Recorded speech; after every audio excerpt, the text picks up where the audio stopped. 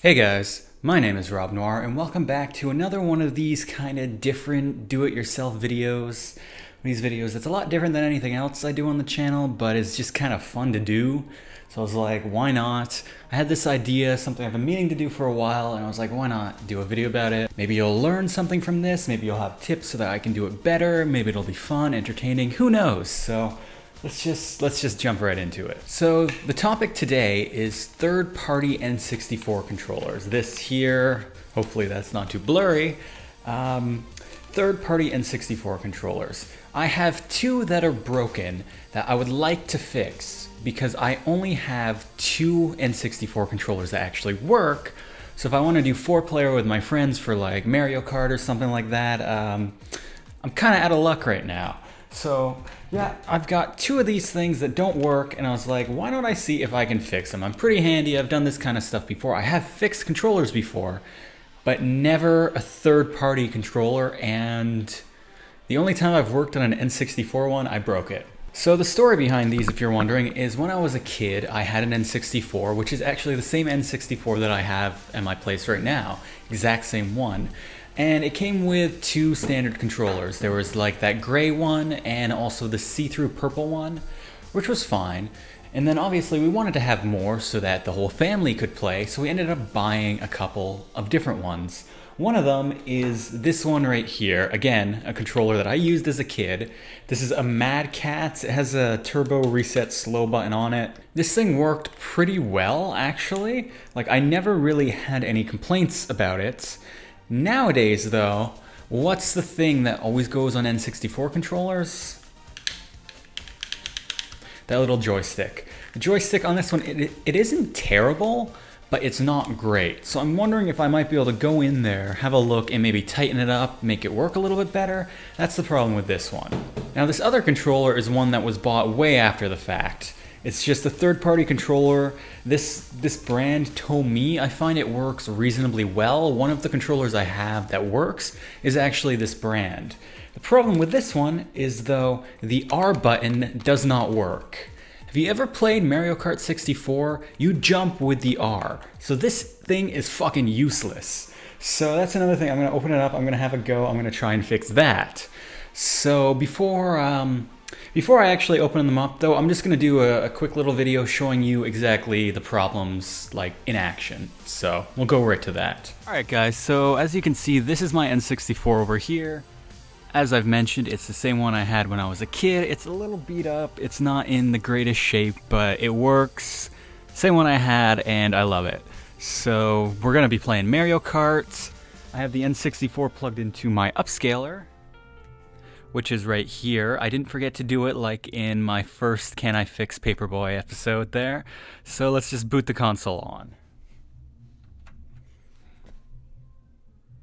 And there we go. And for reference, I have this, which is the N64 controller that I use the most. It's not an original, it's a third-party brand, which are pretty much all you can find these days unless you want to pay like 80 bucks or more. This thing works really well.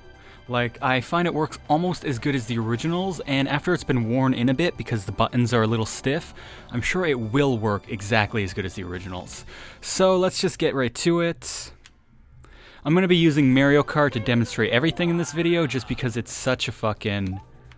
It's a perfect game to show off problems with a controller because it kind of uses everything. So obviously everything on this one works, so now let's go to one of the others. And, well, actually for reference, see here, if I press R, it brings up that. If I press L, it brings up option. Okay, so let's start with this one here. It's the one where the jump button does not work. All this stuff works fine. That's the R button right here. As you can see, nothing happens. If I click that one, it goes to option. But nothing, and I'll show you in a race. See right here, up here, normally you would kind of jump to drift around the corner. Nothing. Okay, fuck you, Donkey Kong. So obviously, this is pretty much unplayable. Now this other controller, I realize it's a little bit harder to show the problems, but if you've ever played with like an old N64 controller or one that was used for Mario Party where you did that shit, you know exactly what I'm talking about when I say it's got kind of a loose feeling joystick. So I'll see if I can really show it in this, but I don't know. So in this one, as you can see, the jump button works fine, but I click to turn and it just doesn't feel right. It doesn't feel the way it should whenever I turn. Like the turn just, it doesn't, I don't know, I can tell, you can't really tell, like I click over and you can see him kind of moving. And you gotta kind of like really force to make the turns work. It's playable, but it's not ideal. So, blue shell hell, bitch. Wow, I'm in 7th. I don't remember ever being in 7th on the first course. But regardless, as you can tell, it's not, maybe you can tell, it's not perfect. Actually, as I was trying to exit out, here's a good example. Look at this.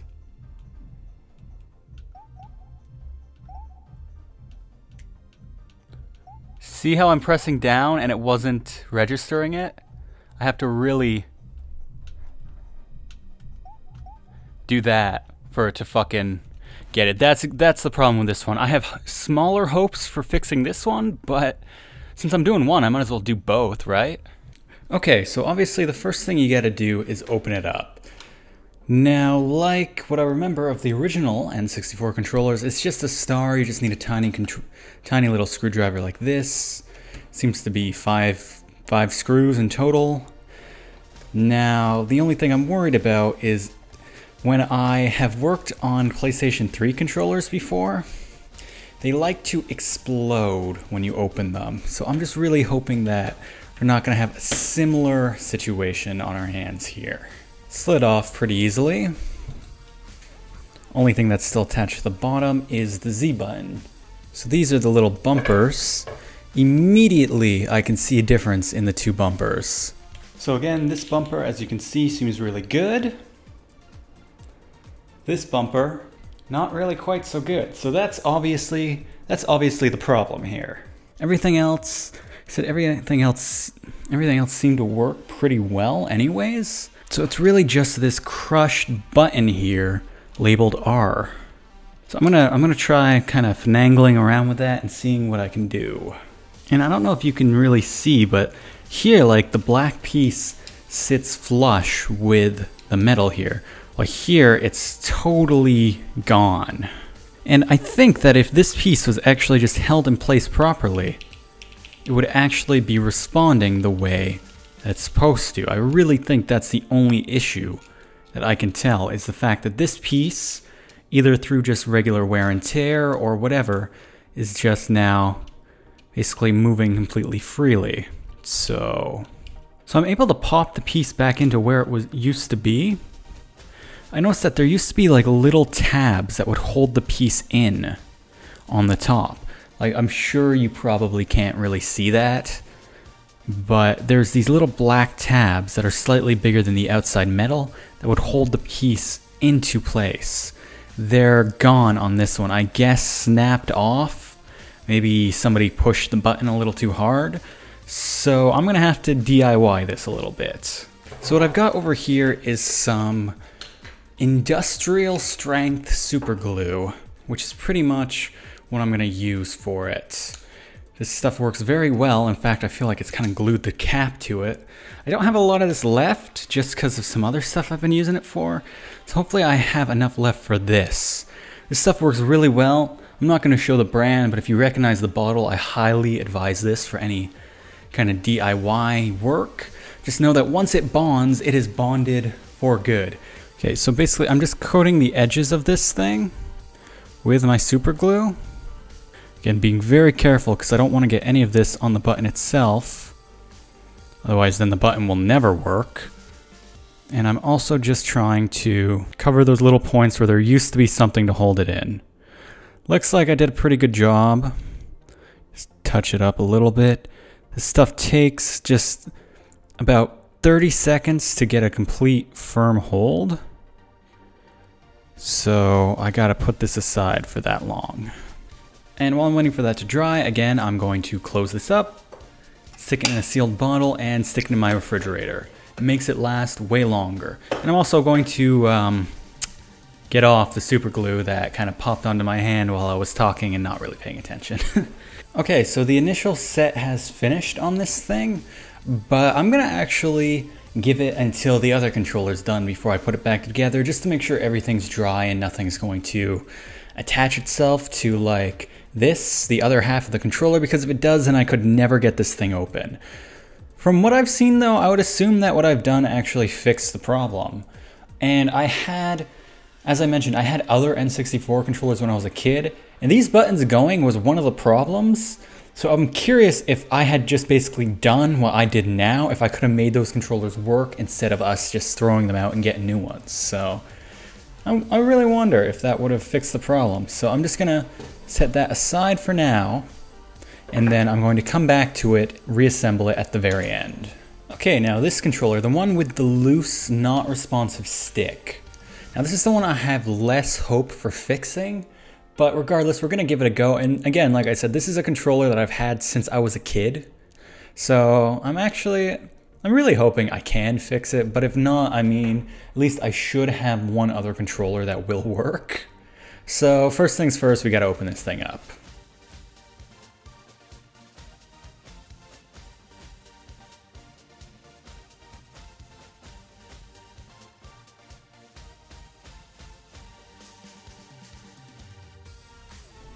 So first off, I want to mention that this thing has a lot more screws than the other controller had, which is a little weird. And also it feels like it's kind of built a little bit sturdier, like a little bit more intended to last compared to the other one, even though I've always felt that the other one really worked way better than this third party.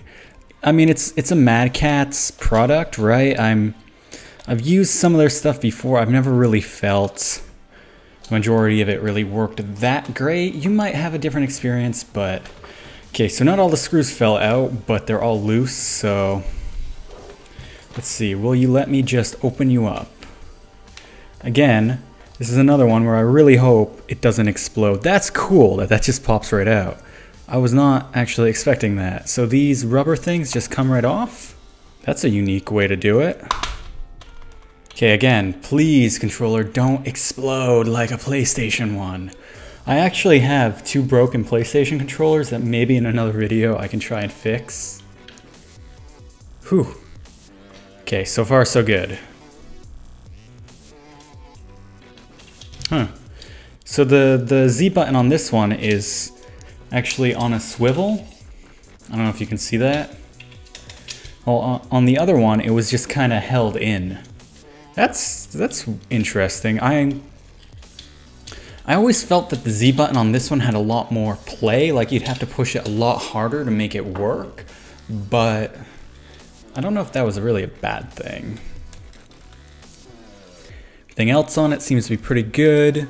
It's a little dirty. Whoa, okay.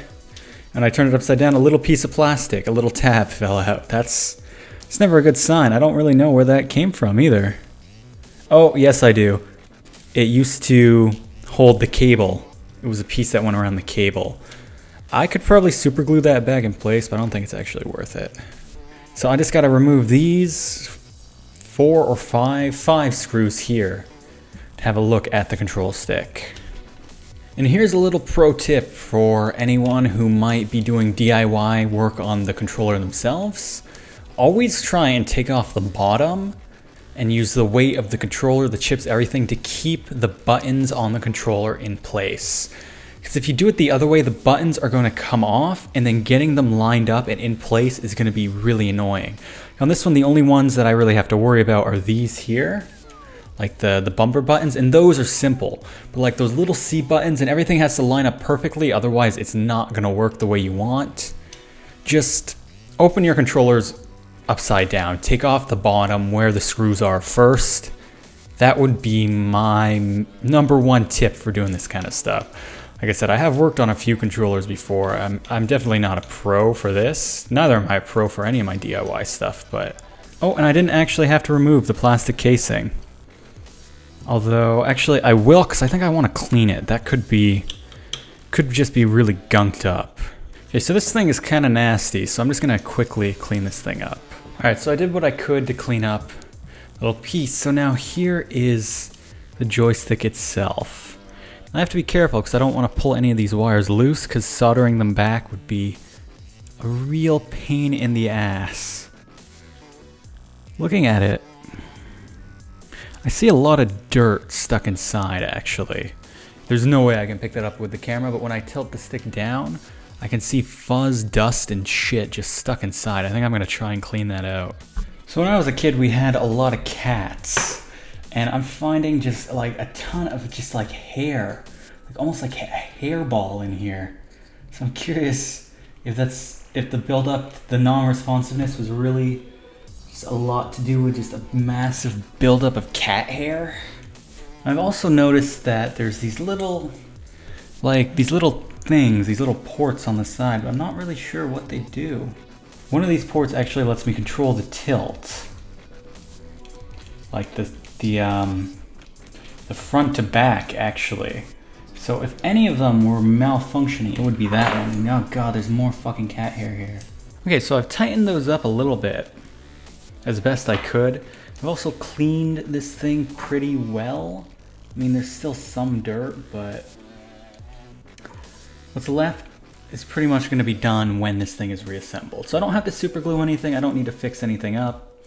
Pretty much I just cleaned it and I tightened some stuff on it. So, and it wasn't even, you couldn't even tighten it much. It was like a half turn, and then it was like, that's as tight as it goes. So pretty much I think I'm ready to reassemble this one and then probably reassemble the other.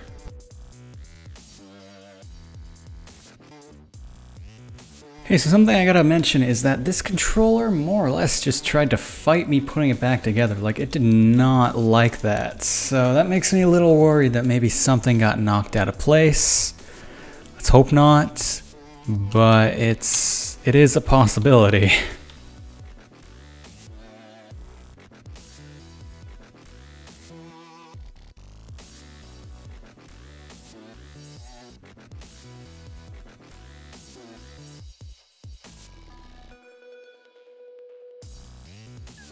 Okay, so I've reassembled both of them. All the buttons on both seem to be working. I never use these here, but all the buttons on both seem to be working fine, which means everything lined up without too many problems.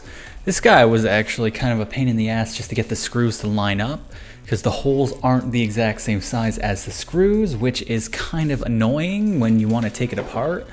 Maybe that was their plan. This guy, I just had troubles, like a little bit of an issue getting everything to line up, mainly because this cord just was kind of going everywhere because of the little orange piece that popped off. But super gluing that in place was just kind of more effort than it was worth. So other than that, everything seems to be working on this guy too. The stick honestly feels a little bit more responsive already, but I'd have to try that out in a game. So I'm hopeful. So yeah, guys, that was the DIY part. Now let's go see the results. Alright guys, so here we are back at the N64. I'll cut to my capture now. And first off, let's try out the red controller. The one that I think probably worked. So I'm just going to plug this right in. So now we'll start a game. Pretty much the same as we did before. Ooh, control stick didn't respond right away, but that could be a totally different issue. Let's go with Toad. Oh my god, it works. So just to make sure that everything else works. Yeah, that works. So yeah, everything for this controller seems to work not half bad now. The control stick, like I noticed earlier, is a little unresponsive, but I think that actually was probably always like that on this controller, and I just never noticed it because the jump button was more of an issue. But it's not like unplayable, it's just a little bit less responsive than a first-party controller, which I think is pretty much to be expected. I'll have to try out my other first-party controller after and see if I notice the same issue with the control stick. Maybe it's specific to this one, and maybe it's something that could be fixed, or maybe it's just everything with this brand. I honestly never noticed it, so. Okay, so now we're on to the Mad Cat one.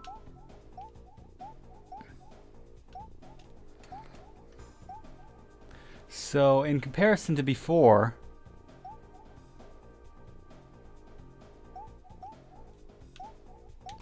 I find the joystick here is a little bit more responsive than it used to be, but it's definitely not perfect. It is better though, so what I did definitely improve it. I'll do a race just for the heck of it to see, although you can't really tell when I do a race. Ooh. So, actually, after a little bit of experimentation, I've noticed what I've done with the joystick has improved the up and down and made the side to side worse. So I don't know if I could say I fixed this controller. I just kind of took one of the problems and kind of pushed it onto something else. Honestly, this is such an old controller that it's like, meh.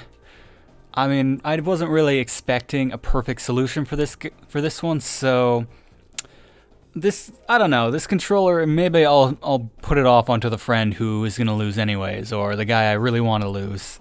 I wouldn't say that this was a complete success on this one, unlike the other one, but the controller still works, so I didn't do any damage at least. And I did learn a little bit about how it works, which might be good knowledge for future repairs. So, at the end of the day, the real question is, did I fix it? So for this controller right here, the red one, yes, absolutely, it works perfectly. I'm completely gonna use this one, I'm happy with it. I still prefer my other ones, but this is now after, 15 minutes of work and trying it out, a usable controller. That's awesome.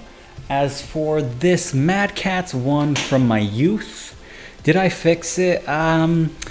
Not really. I just kind of shifted the problem onto another axis of the joystick. From further investigation, those things that I was tightening and loosening, if I play around with them, I think I could probably get the joystick to a perfect level, as in, up works and side to side works perfectly. I think those are really for fine tuning. Doing that though is going to be a real hassle because you kind of have to have your controller taken apart to do that, and then you gotta mess around with it. It's something I don't know if I could actually do or not. I feel like my controller literally would explode when I take off the front and try and mess around with it in that way. So I definitely didn't break it. I didn't completely fix it. I have a feeling that it's just, there's probably a preset tension that it's set to on each side. And on this specific one, just over time, the front to back tension had kind of like shifted. And I would have to like fine tune, finagle it into like perfect position, which I don't know. And I don't really know if I could do that. I don't know how effective it would be. I feel like it would take a really long time. And I could probably pick up another one of these for like, what, 20 bucks? So this controller is probably going to be retired unless it's absolutely necessary. But I mean, like I said, I didn't break it. I discovered the source of the problem. It's just a lot of work to fix. So yeah, guys, thanks a lot for watching. I hope you learned something. As with all my stuff, it's these broken things, who knows? You might be able to get them to work again. This one definitely did. And this was the easier one to do too. Just a little bit of super glue and boom, that works. As always, my name is Rob Noire, and I will see you in the next one. Hey guys, my name is Rob Noire, and welcome to another one of these cart cleaning, fixing episodes.